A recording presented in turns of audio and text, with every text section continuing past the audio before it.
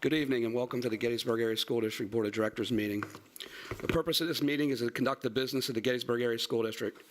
Board of Directors meetings and committee meetings are open to the public, but they are not public meetings. All school district residents wishing to make comment should sign in prior to the start of the meeting and request to speak during citizens' participation. Public comment is welcome and all issues will be referred to the appropriate board committee or administrator. Comments will be summarized in the official board minutes, which will be made available by contacting the business office. Please take a moment and silence any electronic devices, including cell phones. Brooke, Ryan, and Alice are on the phone present. Mike is excused. The remaining board members are here. As a side note, before we stand, the board held executive session prior to the start of our meeting related to a personnel matter. Please stand for the Pledge of Allegiance. I pledge allegiance to the flag of the United States of America and to the republic for which it stands, one nation, under God, indivisible, with liberty and justice for all. Under notices and communications, and if you attend our meetings, sometimes we fly right through that. But this evening, Al, I believe you wanted to address something under that subtitle. Thank you, President Hassinger. I'm part of a committee along with that is chaired by Amanda Staub, the guidance counselor at Lincoln Elementary School. For years, she and several of our staff members, mostly in the counseling department, family navigators, as well as many community members, have done a great job of putting together kindergarten bags to help our first-year students that are entering the school system get off to a great start. Frankly, I can think of nothing more important than for a 5- or 6-year-old to get off to a good start in the school system. And something we probably could do a little bit better job of doing from time to time and recognizing those groups. So Becky has some pictures that she'll be displaying up on the wall, and I would just like to share a little bit regarding those community donations and who they're from. The Early Learning Center, Early Learning Resource Center, puts into these bags drawstring, the bags, Band-Aid packs, ELRC brochure and list of providers, water bottles. Rita's takes care of us with coupons. St. James Early Learning Center takes care of us with books and crayons. The United Way of Adams County takes care of us with pencil cases, children's books, and pencils. Gettysburg First 10, which is really the committee that I'm a part of, takes care of providing headphones for the students. The Cumberland Township Police Department provides coloring books. Mr. G's, you can imagine what they might be providing, coupons for ice cream. The Gettysburg Dental Arts is providing toothbrushes, toothpaste, and then also Healthy Adams County. I hope I did not miss anybody in that list, but on behalf of the board, I would just like to say to all those community organizations that have been donating year after year and helping our K students, our first-year students in the public school system get off to a good start, thank you. A big thank you on behalf of the school board and the administrative team here at Gettysburg Area School District. Thank you, President Hassinger. Thanks, Al. Oh, I'm sorry. One other thing.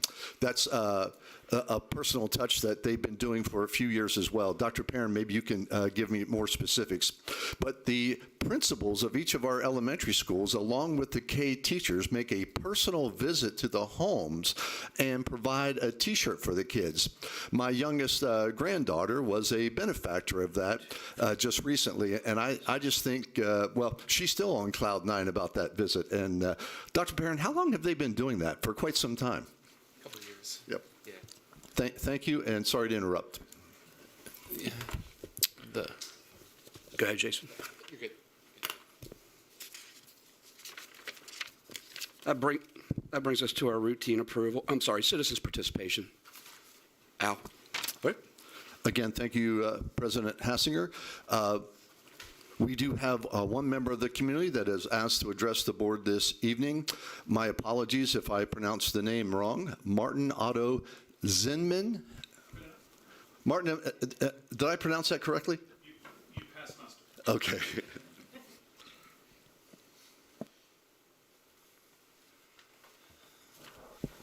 Good evening, folks. Thanks for moving me up on the agenda so I can get outside and enjoy the sunset. I am the Senior Director of Continuing Education at the seminary here in town, the Lutheran Seminary. I also serve as the co-chair of the local advisory council to the Pennsylvania Human Relations Commission, where we work to uplift the welfare and education of children in all school districts in Adams County. The PHRC, the Pennsylvania Human Relations Act, and the Pennsylvania Fair Educational Opportunities Act provide the right for each student of the Commonwealth to receive a fair and equitable education free from discrimination. The Pennsylvania Human Relations Commission was established to promote equality for all. As the Commonwealth's civil rights enforcement agency, the PHRC works to ensure the rights of all citizens in the Commonwealth of Pennsylvania through neutral investigatory processes. If anyone believes that they are facing discrimination based on their race, color, religious creed, ancestry, age, sex, national origin, or disability, we urge them to reach out to the PHRC and file an investigative complaint. We may not agree with our neighbor, but we must respect their right to live, work, and learn free from illegal discrimination. We invite you to visit the website phrc.pa.gov. I should also add that we do offer free training for any organization that wishes to review what it means to be in compliance with the rules and regulations of the Commonwealth insofar as the PHRC is concerned. I can be contacted via the email address I supplied, and I'd be happy to work with you to supply any trainings that you folks might be interested in. So, have a good evening, and thank you for your service. Martin, thank you for your generous offer. Much appreciated. That brings us to routine approvals. So the board, stay with me how we're doing this evening. 5.1 through 5.5, I would like to consolidate, and may I have a motion? And for the people out listening, 5.1 is the agenda, 5.2 is the financial report, 5.3 is additional targeted support and improvement, it's the ATSI plan, and 5.4 is the Occupational Advisory Committee members, 2024, 2025, and 5.5 is the approval of Title I schedule plans for the elementary schools. May I have a motion? So moved. I'd like to separate 5.2.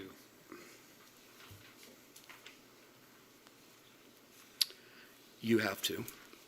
So I'm going to, There's no motion yet.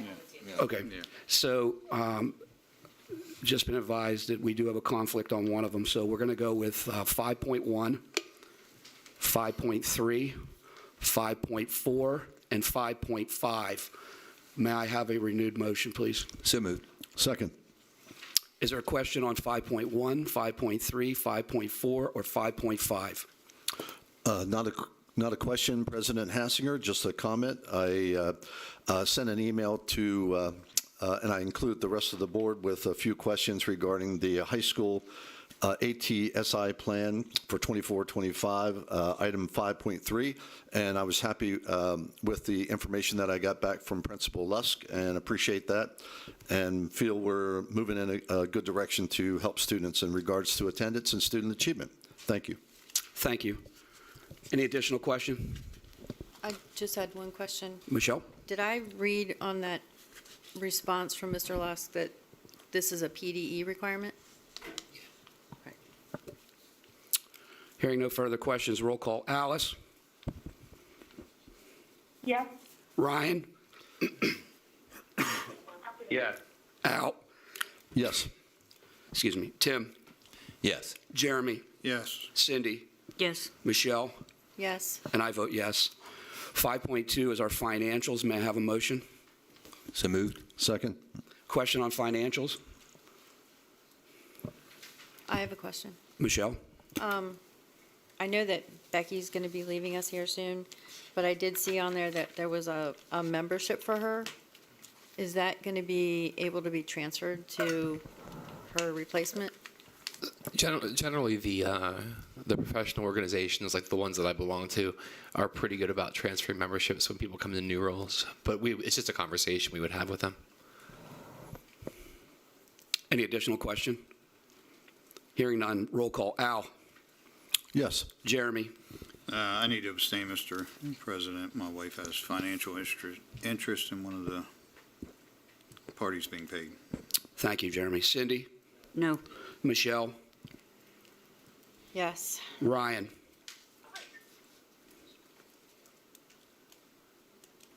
Ryan? Yes. Alice? Yes.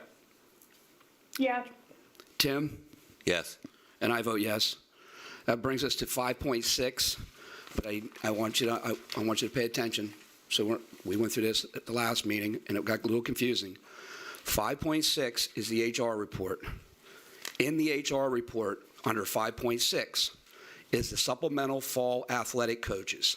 So for purposes of tonight, on purpose of tonight only, we will vote on 5.6, and a second vote will be on the athletic supplemental fall coaches, and I'm going to call that 5.6.1. So it's just a subtitle out of the entire HR. Does that make sense to everyone? So first vote, may I have a motion on the HR report minus the supplemental athletic fall coaches? Sorry, I'm confused. When we had this last week, it was the same thing, correct? And I thought that we voted on all the human resources with the exception of fall sports, and that's the only thing we should be voting on this meeting, Mike. No, it's a brand-new HR. It comes each meeting, so we did vote on that So HR. you're adding that to this week's HR. Okay, now. okay. Exactly. So may I have a motion on 5.6, which is the HR report minus 5.6 that's been labeled 5.6.1 by me, supplemental athletic fall coaches. So moved. Second. Is there a question on 5.6? Hearing no question, roll call. Tim? Yes. Michelle? Yes. Alice? Yes. Ryan? Yes. Al? Yes. Cindy? No. Jeremy? Yes. And I vote yes. 5.6.1, supplemental athletic fall coaches. May I have a motion? So moved. Second. Question on the motion on the floor. Kenny, I don't have a question, but I would like to say something if that's okay. You're recognized, Alice. Thank you. My apologies that I can't be there tonight or wasn't able to attend the last meeting. Just for the record, the reason that I am not there in person this evening is because I am actively teaching a supplemental contract this evening for my school district. So I know that oftentimes supplemental contracts for coaches or any other role, the work that happens pre-season to get these different teams off the ground and these seasons started is a heavy load of work. It's a lot of planning, it's a lot of teaching, and a lot of time and effort on the part of those teachers in those roles. So I'd be remiss if I didn't take the opportunity to say that, I appreciate the work that's being done there and I support the coaches in that. And I personally feel that the fact that they had to start that part of their season without a contract being approved, I think that's wrong. So I just would like to, apologize for the delay there, but also hope that we can get that approved for these really important parts of our school that are already doing a lot of work. I need them to hear that that's something that I support and appreciate all of the time they're putting in there. So I just wanted to make that known from afar. Thanks. Thank you, Alice. Is there a question on 5.6.1? Anything additional before roll call? Roll call. Alice? Yes. Ryan? No, and because I've requested evaluations and I've never received them and I keep getting stonewalled. Al? Yes. Tim? Yes. Jeremy? Yes. Cindy? No. Michelle? No. And I vote yes. Moving to 6.1, parking management. May I have a motion? So moved. Second. Question on parking management? You have a lot of questions. You have the floor. So this is that we would provide free taxpayer parking. Yes, my understanding is, and Tim and Jeremy can probably address it more, but the simple version, my understanding is that we would allow any district resident of Gettysburg Area School District to park in those particular areas that have been identified free of charge. Am I correct? That's correct. And how are we going to identify who is a tax-paying resident versus who isn't? And then followed with somebody in Pittsburgh's paying state taxes and we get state funding. I mean, they're taxpayers now too. Yeah, I mean, just, Well, I don't know the exact details, but I do know that, excuse me, when you scan in your phone, you have to put your information in. So if you were from Pittsburgh, you would be writing Pittsburgh on the thing for your credit card information anyway. So if you would scan something, so you would know who they were. And I do know that they have been collecting data and trying to build a database of, I guess, trying to know whose license plate goes with our district. So eventually, we would know who all is in our district. How far they're with that, I don't know. And I'm not saying this is a perfect scenario, but it's for our taxpayer and people. And the people from out of town aren't going to know that there's free parking because they're not taxpayer. You know what I mean? Well, even so, Tim, I mean, the whole thing works off the honor system, and, you know, we haven't been enforcing anything at the moment. I think it was supposed to be an easy rollout for the parking management company and for the school district, and that's been in the paper and everywhere else.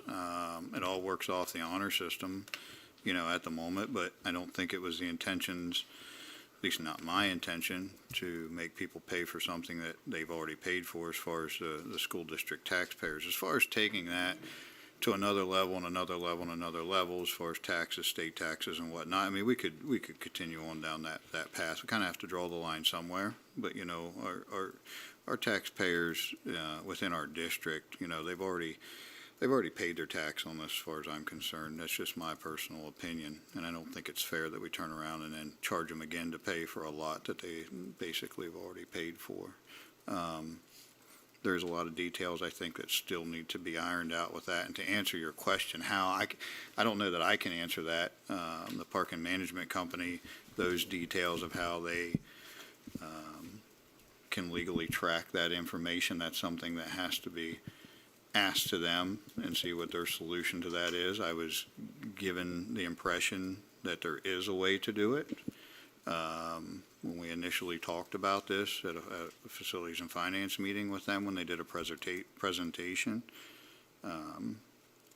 So to answer your question, how exactly, Michelle, I can't answer that. That's something we're going to have to ask them, but for right now, it's definitely going to be on the honor system. so I just want to make sure I'm clear what I'm hearing you guys telling me. You two have been sitting at the finance and facilities meetings, and you've gotten the run-through from the parking management company. They came and did a presentation in front of Okay, all of us. at but a what you're facility. telling me is you sat there and you listened to all this and you still have no idea how it really works, but you want me to vote on this? Is that what I'm hearing? Because that's Well- what it sounds like I'm hearing. Well, I'll interject here.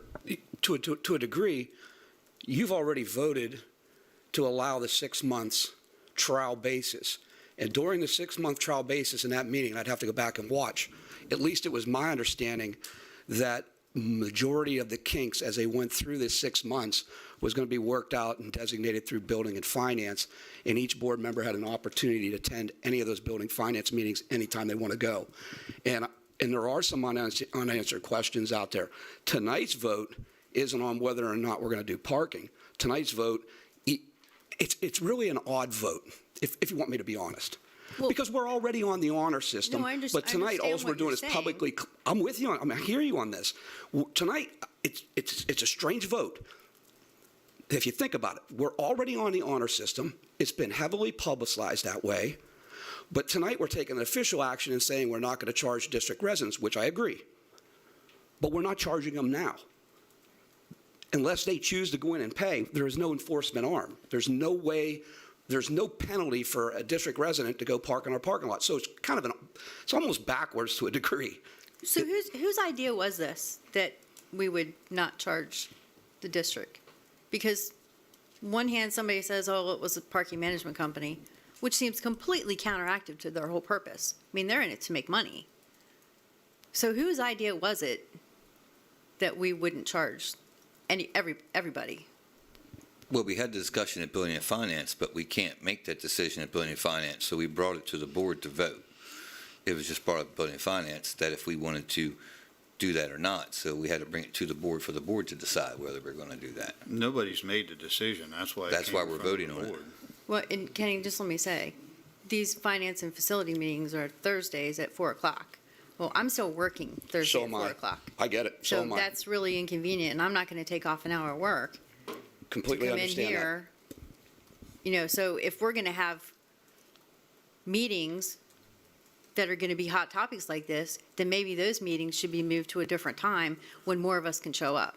Just a suggestion. It's a legitimate one. We've actually, in the past, I've been here for a while, other board members have suggested that too. I think the problem always came down to somebody's going to be inconvenienced, and now we're completely off topic, really.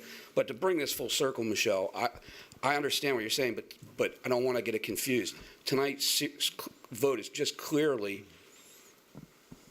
we're not charging district residents to park there, but there's a lot of work to be done. If you're ever going to add an enforcement arm, then clearly this board has to be educated on what the parking people can do, what their limitations are, how they're going to roll it out, because the parking people will roll out something, but we're the citizens here, we're left to deal with the mess or the mistakes. So I looked at this 6 months as a trial and error for us to work through the kinks and determine as a board what's the best supplemental revenue source for the district, while recognizing that the district residents, the student athletes, the teachers, those people that use that parking lot to walk the springs, I don't think the intention, or at least my thought, was never the intention of penalizing them. But I don't know yet how we're going to get to the end product. Tonight is just to say we're taking an official stance, we're not charging them, if that makes sense. Question, Mr. Hassinger, President Hassinger? Belinda, now that we're in mid-August, do we have, just out of curiosity, the revenue that was generated for the month of July, let's say? You share the revenue earned the month of July, and after tonight's vote, then we will communicate to PMC, and it'll be a software enhancement that they change.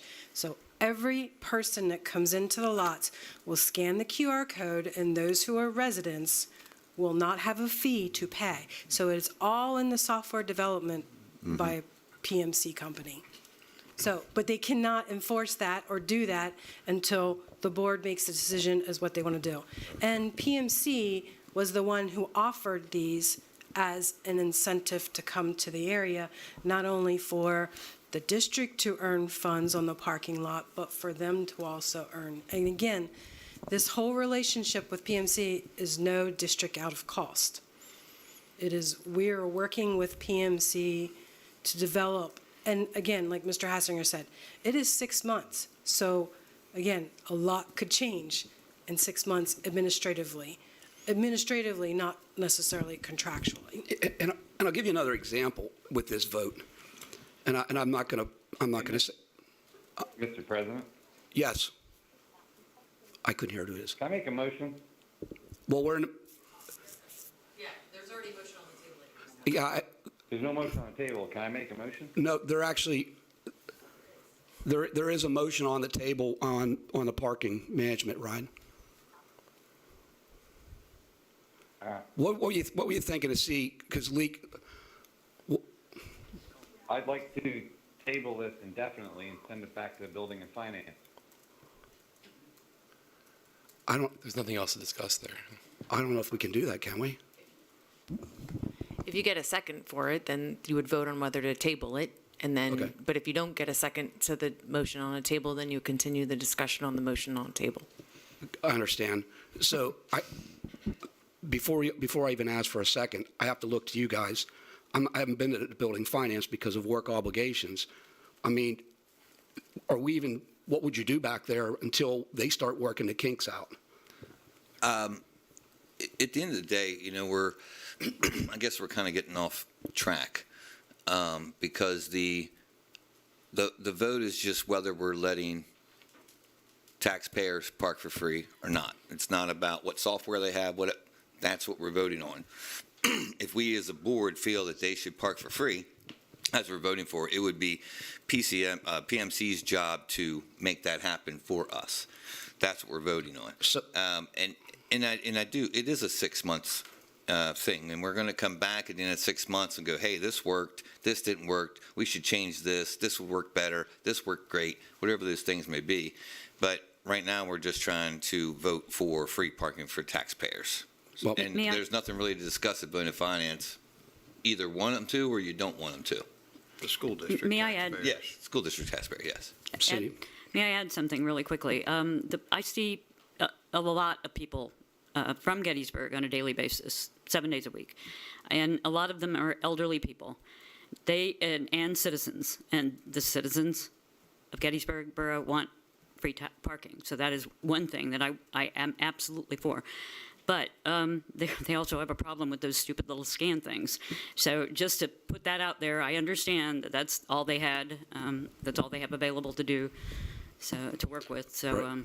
So, and again, we're back to square one because we're not going to make everybody user-friendly or happy with whatever decision that they finally do it. But to Ryan's point, or to Ryan, and if there's a second, I'll entertain a second.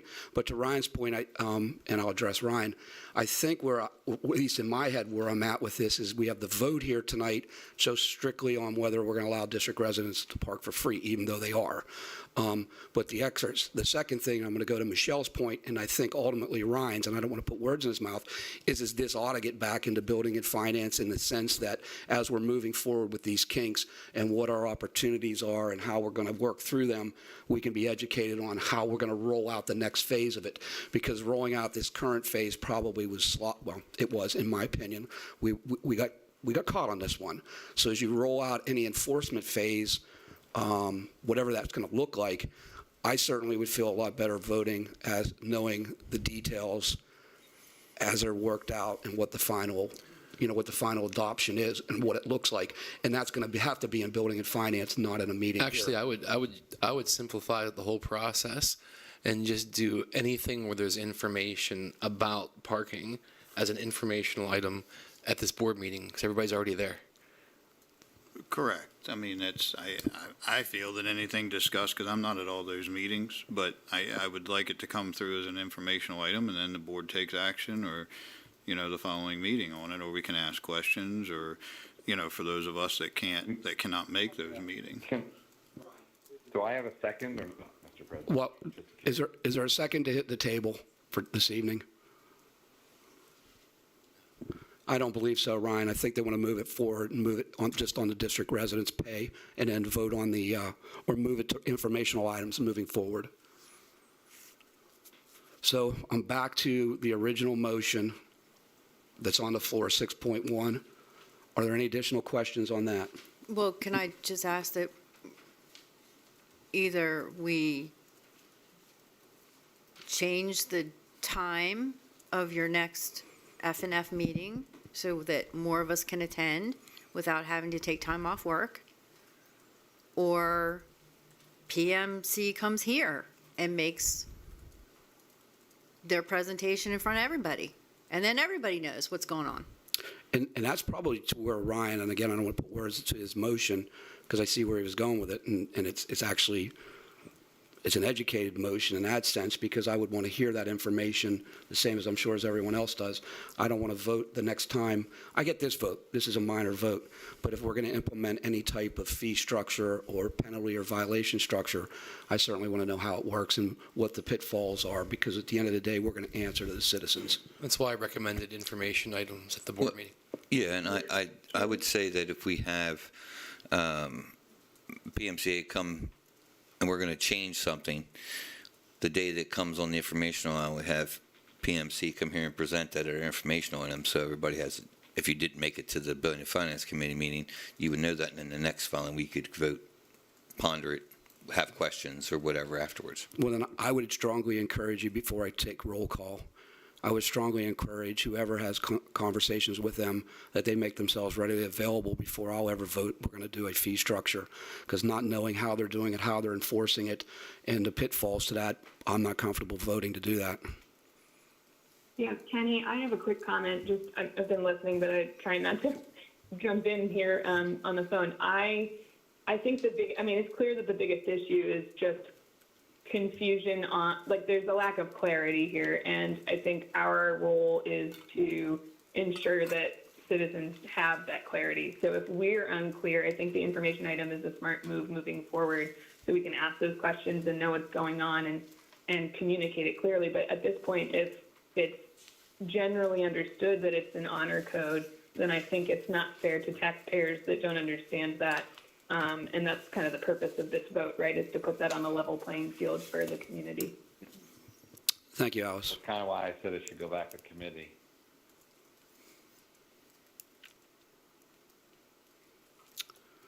Michelle or anyone else have anything additional?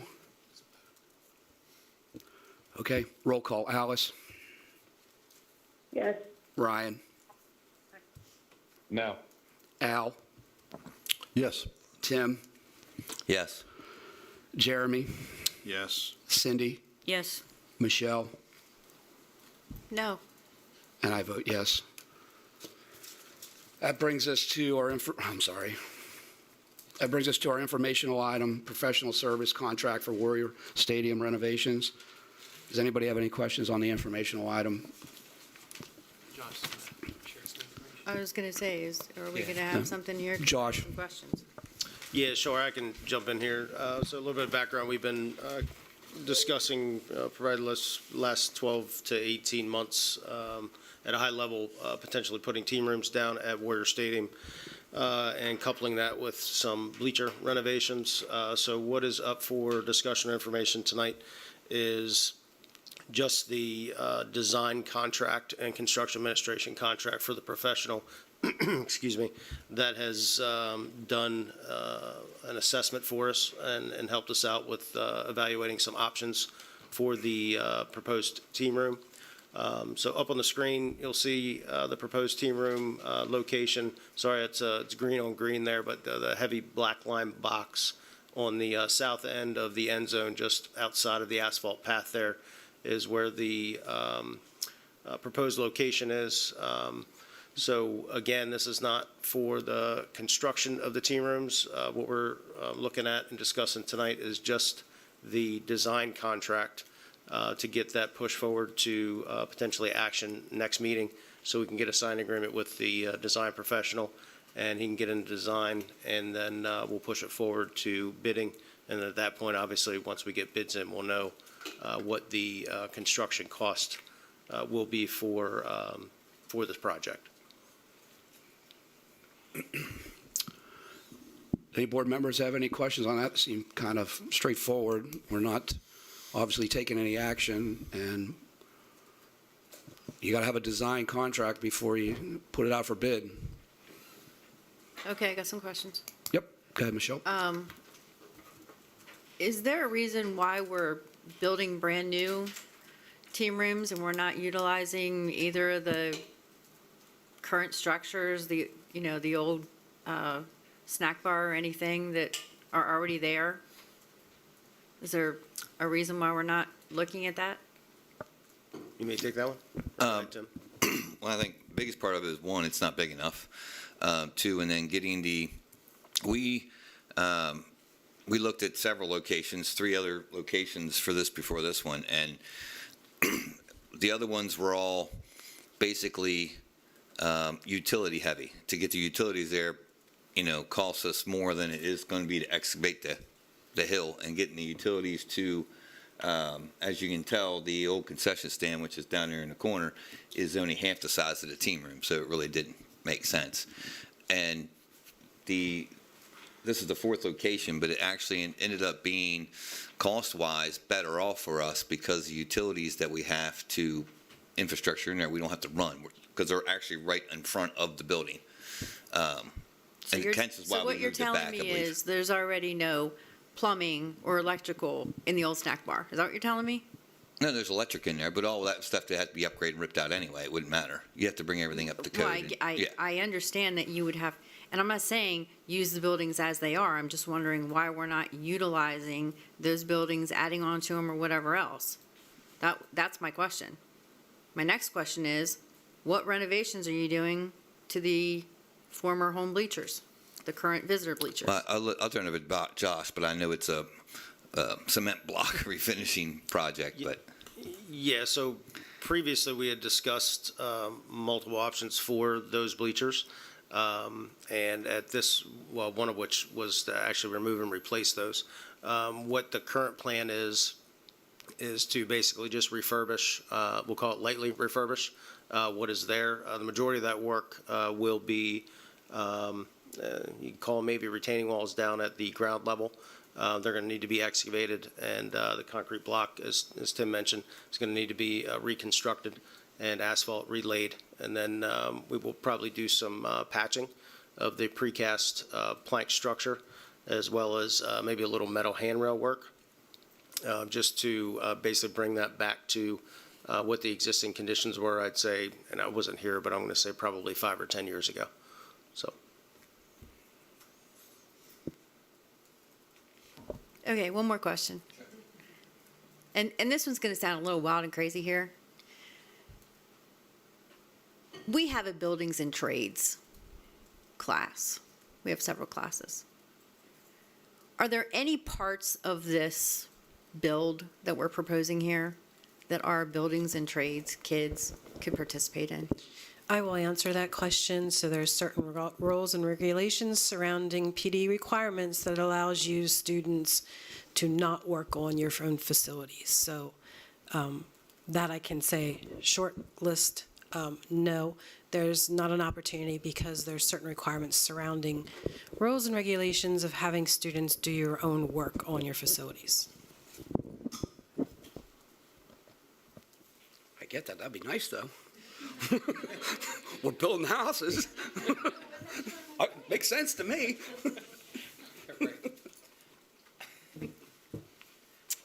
Anything additional on the informational item? Board committee reports, are there any this evening? Jason, program reports?